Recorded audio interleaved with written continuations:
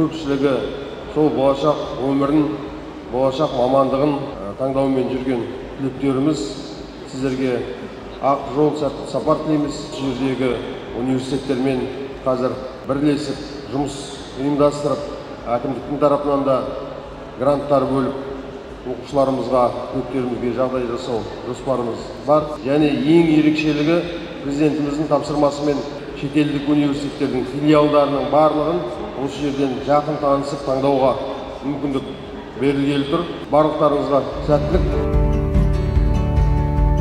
Атырау қаласында жалпы өте маңызды бір білім саласындағы іс-шара өтіп жатыр. Ғылым және жоғары білім министрі мен Атырау облысының әкімдігімен бірлесіп отырып, Стадион Қазақстан көрмесі 2 күн бойы Атырау қаласында өтеді. 7 және 8 сәуір күндері.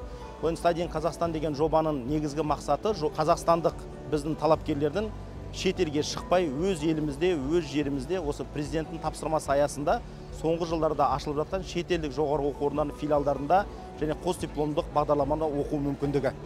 Жалпы 2022-2024 жылдарда ғылым және жоғары білім министрлігі 23 стратегиялық серіктестік орнатты.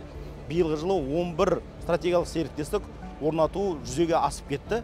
Сонда жалпы Қазақстанда қазіргі уақытта 30-дан астам шетелдік жоғары оқу орындарының филиалдары мен қосдиплом бағдарламалар іске қосылып жатыр. Су шаруашылығын дамыту, сонымен қатар су тасқынының алдын алу мәселелеріне байланысты бірнеше ұсыныстар мен талаптарының арқасында Тараз қаласында алғаш рет Қазақ ұлттық су шаруашылығы ирригация университеті ашылды. Біздің университетіміздің мақсаты қазіргі таңдағы су ресурстарын тиімді пайдалану және ғылыми зерттеу жұмыстарын жүргізу, және сонымен қатар су тасқынының алдын алу мәселелеріне байланысты үлкен қолдау көрсетіп, қазір Тараз қаласында осыған байланысты университетіміз бар. Университетімізде қазіргі таңда 30 білім беру бағдарламасы, 15 магистратура және 5 докторантуралық мамандықтарымызға ие. Біздің мамандықтар қазіргі еліміздегі ең керекті мамандықтардың бірі болып саналады. Себебі біздің мемлекетіміздегі қазіргі су тасқынының болуы, өрттің болуы байланысты қазіргі таңдағы керекті мамандықтарды, болашағы бар мамандықтарды дайындауға атсалысып жатыр.